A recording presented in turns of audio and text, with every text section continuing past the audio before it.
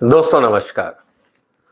आजकल चीन में एक बात की चर्चा है कि हम अमीर तो हो नहीं पाए लेकिन बूढ़े जरूर हो गए। यह मुद्दा आज की तारीख में चीन के लिए सबसे बड़ी समस्या है, क्योंकि जिस तरह से चीन के अंदर पॉपुलेशन गिर रही है, आबादी घट रही है, चीन के लिए एक बहुत बड़ी समस्या खड़ी हो गई। आज हम इसी की चर्चा करेंगे कि इतनी तेजी से दुनिया का सबसे आबादी वाला देश, सबसे बड़ी आबादी वाला देश चीन अचानक आबादी के मामले में इतनी बड़ी समस्या में कैसे आ गया और आने वाले दिनों में क्या होगा, आज हम उसकी चर्चा करेंगे। और इसमें कुछ ना कुछ सबक भारत के लिए भी है कि जिस तरह से हम लोग अपनी इकोनॉमिक प्लानिंग कर रहे हैं, अर्बनाइजेशन कर रहे हैं, कहीं ये खतरा आने वाले दिनों में भारत को भी ना उठाना पड़े। और भारत में तो समस्याएं और भी विचित्र हो सकती हैं, क्योंकि हमारे यहाँ पे पॉलिटिकल सिस्टम और उसके साथ रिलीजियस इंटरफियरेंस जो रहता है, जब हम वोट बैंक की राजनीति की बात करते हैं तब ये मुद्दा और भी गंभीर हो जाता है। इस बात को हमें समझना होगा। तो दोस्तों, गंभीर मुद्दा है, इसलिए कुछ डेटा मैं आपके लिए लेके आया हूं, इसकी हम आज चर्चा करें। अगर हम ध्यान से देखें, ये चीन की आबादी का एक ग्राफ है। अनुमान यह है कि जो आबादी चीन की पिछले 70 साल में थी, 70 साल पहले जो आबादी थी, आने वाले 70 साल बाद शायद चीन उसी आबादी पर पहुंच जाएगा। कहने का मतलब यह है कि हम बात कर रहे थे करीब 140 करोड़ की आबादी है चीन की, लेकिन 70 साल पहले ये करीब 50 करोड़ के आसपास थी और उम्मीद यही है कि ये 50 करोड़ के आसपास पहुंच जाएगी। मतलब 1 बिलियन के आसपास आबादी चीन की खत्म हो जाएगी। इतना बड़ा फर्क आफ्टर ऑल क्यों आ रहा है? क्या कारण है? सरकार ने ऐसा क्या प्रयास किया जिससे आबादी को वो वापस बढ़ा सके, लेकिन सारे जो प्रयास है सरकार की तरफ से वो विफल हो गए। आज हम इसी मुद्दे पे चर्चा करेंगे, इसलिए निवेदन है कि इस वीडियो को अंत तक देखिएगा, इस चैनल को सपोर्ट करिए और सब्सक्राइब भी करिए। दोस्तों, अगर चीन की डेमोग्राफी देखी जाए तो बड़ी अजीब सा स्थिति हमारे सामने है। ये है यंग पॉपुलेशन और ये है ओल्ड पॉपुलेशन। आप देखेंगे कि ओल्ड पॉपुलेशन की ग्रोथ रेट यंग पॉपुलेशन से ज्यादा है। इसका मतलब क्या है? चीन बूढ़ा हो रहा है। और आने वाले समय में अगर हम देखें 10-15 साल बाद, तो ये सारी आबादी जो यहाँ पे है ये भी उस एंगल में आएगी और ये और आगे बढ़ जाएंगे। इसका मतलब कहने का ये है कि चीन में आने वाले दिनों में 1/3 आबादी सीनियर सिटीजन्स की होगी। अब सीनियर सिटीजन्स के लिए जो सरकार को सुविधाएं लेनी पड़ती हैं, जो पेंशन का प्रावधान है, मेडिकल फैसिलिटीज है, बाकी इंफ्रास्ट्रक्चर है, ये अपने आप में बहुत बड़ी चुनौती चीन के सामने खड़ी करेगा। इसी की चर्चा आज हम थोड़ा डिटेल में करते हैं, क्योंकि चीन जो परेशानी से गुजर रहा है ना दोस्तों, ये चीन की जो इकोनॉमिक रिसेशन की हम बात कर रहे हैं उससे बहुत ज्यादा गंभीर है। रिसेशन तो आप बदल सकते हो, स्कीम दे दोगे, कोई बूस्टर पैकेज दे दोगे और कोई प्रोग्राम करके आप उस इकोनॉमिक रिसेशन को रिवर्स कर सकते हो। पॉपुलेशन में भी प्रयास किए लेकिन सब फेल हो गए। कारण? क्योंकि सबसे बड़ा चिंता की बात आज ये है कि जो चीन है उसकी जो आबादी है वो जो अनुमान था उससे ज्यादा तेजी से घट रही है। अनुमान तो था कि चीन की आबादी घटेगी, लेकिन जिस रफ्तार से घट रही है ये चौंकाने वाली बात है। और इसको हम थोड़ा आंकड़ों से देखते हैं। चीन की आबादी लगातार 3 सालों में घटी है। सबसे ज्यादा आबादी जो थी वो 2022 तक थी, उसके बाद घटनी शुरू हुई पहली बार 1961 के बाद। उसके बाद अगले साल करीब 20 लाख लोग घटे, फिर करीब 14 लाख लोग घटे। कुल मिला के जो आबादी है वो करीब 140 रह गई है, 1,40,00,000 के आसपास, जबकि 1,43-44 के आसपास मानी जाती थी। इसका मतलब यह है कि जिस रफ्तार से चीन की आबादी घट रही है ये चिंताजनक है। क्योंकि अगर हम बर्थ रेट की बात करें तो चीन में करीब 90 लाख लोग पैदा हुए 2023 में, फिर ये 95 लाख के आसपास हुए, लेकिन जो टोटल डेथ हुआ वो करीब 110 करोड़ के आसपास हुआ। अगर हम 24 की बात करें, पैदा हुए 95 लाख, जो आबादी जिनकी मौत हुई या डेथ हुई वो हुए 1 करोड़ 10 लाख। इसका मतलब चीन में जो बच्चे पैदा हो रहे हैं, मरने वालों की संख्या उनसे ज्यादा है। इसीलिए चीन की आबादी बहुत तेजी से घट रही है। अब दूसरा एक और चिंता की बात यह है कि जो फर्टिलिटी रेट है वो 1.15 रह गई है चीन। अगर आपको किसी भी समाज या देश में आबादी को स्थिर रखना हो तो वो बर्थ रेट होती है 2.1, जिसको हम रिप्लेसमेंट रेट बोलते हैं, कि अगर 2.1 बच्चे अगर कोई परिवार में पैदा होते हैं तो समाज की जो आबादी है वो स्थिर रहती है, ना वो कम होगी ना ज्यादा होगी। ये रिप्लेसमेंट रेट है। जितने लोग मरेंगे उतने नए पैदा होंगे, समाज बराबरी पे चलता रहेगा। लेकिन चाइना की आबादी देखिए कितनी तेजी से घटी है, 1.1 रह गई। और यही कारण है कि अब स्थिति जो जापान और साउथ कोरिया की थी उससे भी ज्यादा हालत खराब इस समय चीन की हो रही है। कारण सिर्फ आबादी नहीं घट रही है, जो पॉपुलेशन थी पहले वो एजिंग भी हो रही है। अगर आप देखें तो करीब इस समय 31 करोड़ चाइनीज जो है वो 60 साल की उम्र से ज्यादा के, 31 करोड़। अगर कहा जाए तो ये चीन की करीब 22% आबादी है। और अगर दूसरे रूप में देखा जाए तो आप ये कह सकते हो कि अमेरिका की आबादी के बराबर है। ये एक सबसे इंपॉर्टेंट चीज है कि चीन में जितने बूढ़े लोग रहते हैं या 60+ सीनियर सिटीजन्स हैं, उनकी संख्या अमेरिका की टोटल पॉपुलेशन से ज्यादा है। अब आप समझ सकते हैं कि किसी भी सरकार के लिए, आर्थिक स्थिति के लिए कितनी चुनौती वाला काम हो जाता है। क्योंकि 60 साल के ऊपर आप उम्मीद नहीं करते कि लोग काम करेंगे, लेकिन उनको पेंशन देना है, उनके इलाज का इंतजाम करना है, बाकी चीजें करनी है। ये बहुत बड़ी बात है। इसका मतलब चीन में 1/3 आबादी सीनियर सिटीजन्स की हो जाएगी। पेंशन, हेल्थ केयर, वर्कफोर्स, लोग ही नहीं मिलेंगे। इनफैक्ट लोग नहीं मिलेंगे, उनकी देखभाल के लिए भी आपको लोग चाहिए। तो अगर इतने आदमी, अगर हर एक के बीच में आपने एक आदमी केयर टेकर लगा दिया तो चीन के पास मैन पावर बचेगी ही नहीं कि जो समाज के लिए काम कर सके। इसीलिए जो श्रिंकिंग यूथ पॉपुलेशन है वो अपने आप में चैलेंज हो रहा है, जबकि रिटायरीज की संख्या बढ़ती जा रही है। और अगर हम देखें तो जो आंकड़े बता रहे हैं कि जो अमेरिका की वर्किंग पॉपुलेशन थी वो 2014 में पीक कर गई थी। आज हम बात कर रहे हैं 2025 खत्म होने की। 11 साल के अंदर कम से कम सैकड़ों लोग जो वर्कर हुआ करते थे उनकी संख्या कम हो गई है, क्योंकि या तो वो बुजुर्ग हो गए हैं या कहीं और चले गए होंगे। कुल मिला के इस समय अमेरिका की जो चाइना की इंडस्ट्रीज को लोग नहीं मिल रहे। इसीलिए वहां पे ऑटोमेशन पे और काफी तेजी से आगे जो इंडस्ट्रियलाइजेशन है उसका काम हो रहा है।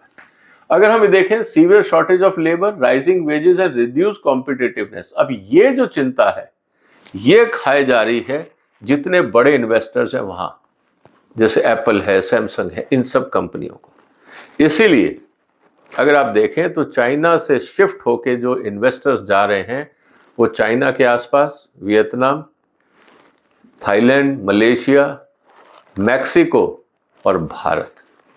अब ये देखने वाली बात है कि जो चाइना से माइग्रेट होंगे, भारत का जो कंपटीशन है वो वियतनाम, मैक्सिको, थाईलैंड, मलेशिया जैसे देशों से रहेगा इन्वेस्टमेंट के लिए, क्योंकि वो चाइना के पास भी हैं, सप्लाई चेन भी उनको मिल जाएगी। और चाइना कोशिश ये कर रहा है कि जहां आदमी कम है वहां ऑटोमेशन किया जाए, वहां पे रोबोट्स का इस्तेमाल किया जाए ताकि प्रोडक्टिविटी कम ना हो। और ये एक इम्पॉर्टेंट चीज है जो हमें समझनी होगी। लेकिन हकीकत ये है कि China is running out of young workers, लोग नहीं मिल रहे हैं। अब ये हुआ क्यों, इसको समझना भी बहुत जरूरी है। चाइना की वन चाइल्ड पॉलिसी जो थी 1980 से लेकर 2015 तक, वहां पे चाइनीज को ये फोर्स किया गया कि आप सिर्फ एक ही बच्चा पैदा करें। इस चक्कर में क्या हुआ कि नई जनरेशन में सिबलिंग्स नहीं है, मतलब भाई बहन है ही नहीं, सिंगल बच्चा है। और अब लोगों ने एडॉप्ट कर ली है स्मॉल फैमिलीज कॉन्सेप्ट को कि भाई ठीक है, हमें 3 लोगों को ही रहना है।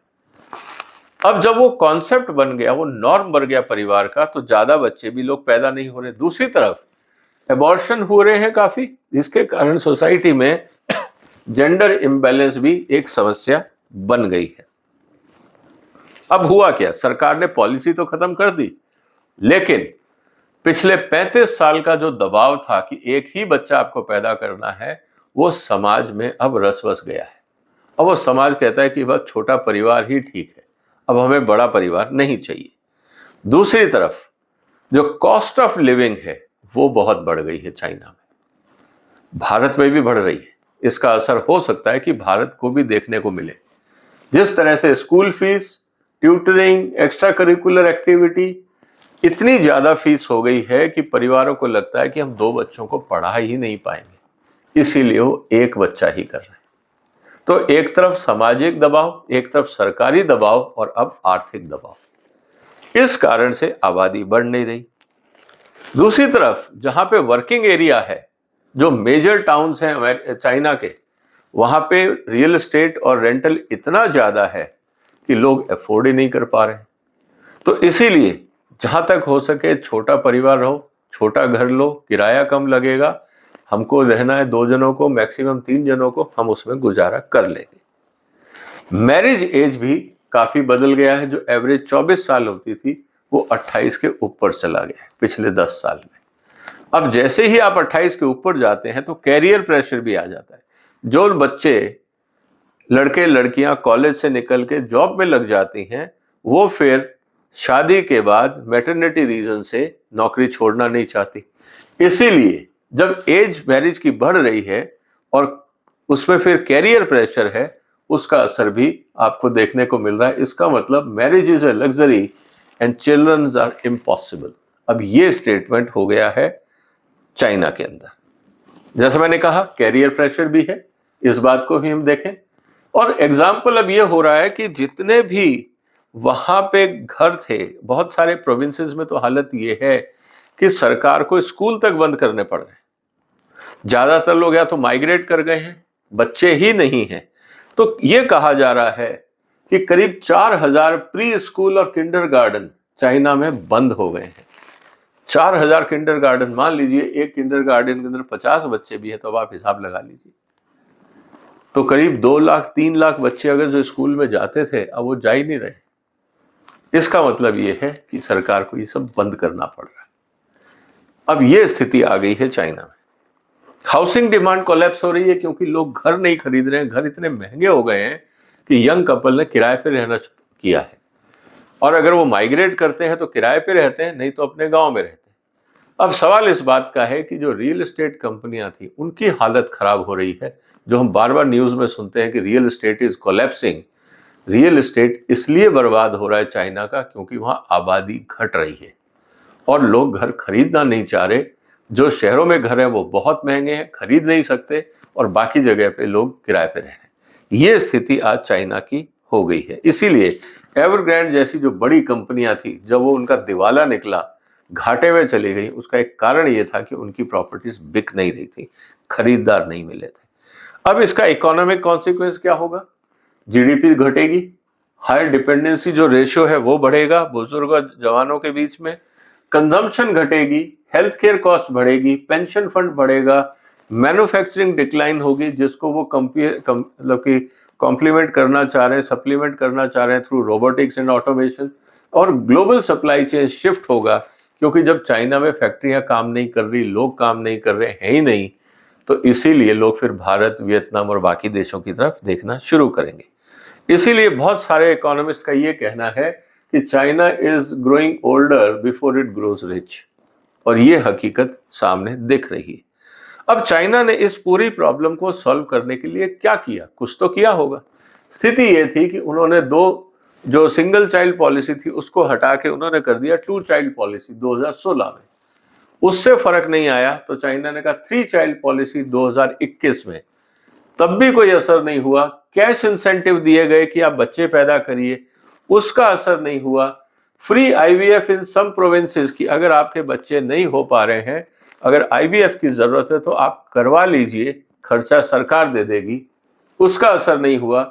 मॉर्गेज रेट्स, जो मकानों के लिए प्रॉब्लम्स हो रही थी, आपको इंटरेस्ट ज़्यादा लग रहा है, मॉर्गेज कम हो रहा है, मतलब उसको आपको कम करवाना है, तो वो भी सरकार ने किया।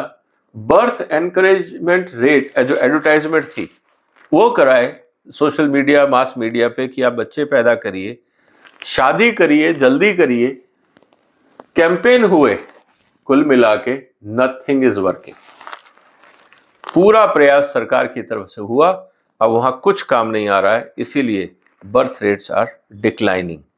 और एक बार जब समाज ने एक्सेप्ट कर लिया कि कम बच्चों से हमें गुजारा करना है, तो फिर समाज को उस ट्रेंड को रिवर्स करना मुश्किल होता है।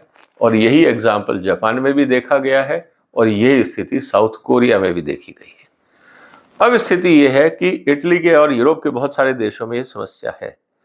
अब इससे क्या होगा? इसकी स्थिति यह होगी दोस्तों कि ग्लोबल मार्केट में इसका असर आएगा, ग्लोबल मैन्युफैक्चरिंग में असर आएगा, वर्ल्ड इकोनॉमिक ग्रोथ, चाइना दुनिया का 17% है, अगर वहां कुछ भी उथल पुथल होता है पूरी दुनिया में उसका असर होगा। जियोपॉलिटिक्स बदलेगी और माइग्रेशन ट्रेंड्स भी बदलेगा। हो सकता है आने वाले दिनों में चाइनीज भी दूसरे देशों से लोगों को खुली तरह से आके निमंत्रण करना शुरू कर दें।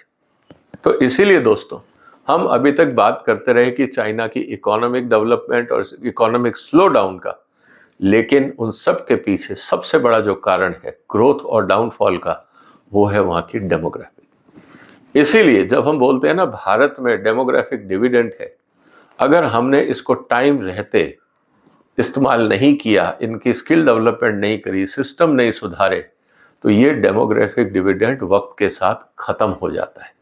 यही डिविडेंड लायबिलिटी बन जाती है और अगले 20 साल में भारत को यही देखने को मिलेगा, क्योंकि भारत में भी जो पॉपुलेशन है वो ग्रो नहीं कर रही है जितनी पहले करती थी। आंकड़े अगर आप ध्यान से देखें तो चौंकाने वाले हैं, इस बात को समझना होगा। इसीलिए दोस्तों ये टॉपिक इंपॉर्टेंट था, सोशल एंगल से, इकोनॉमिक एंगल से, पॉलिटिकल एंगल से और ओवरऑल ग्लोबल इकोनॉमिक डेवलपमेंट को ध्यान में रखते हुए। आपको क्या लगता है दोस्तों, अगर भारत में जिस तरह से शहरों में महंगाई बढ़ रही है, जिस तरह से आम आदमी के लिए परिवार चलाना मुश्किल हो रहा है, क्या ये असर भारत में भी देखने को मिलेगा?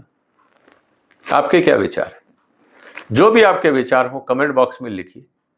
इस वीडियो को शेयर करिए, इस चैनल को सपोर्ट करिए, सब्सक्राइब करिए। फिर मुलाकात होगी एक और महत्वपूर्ण मुद्दे के साथ। तब तक अपना ध्यान रखिएगा।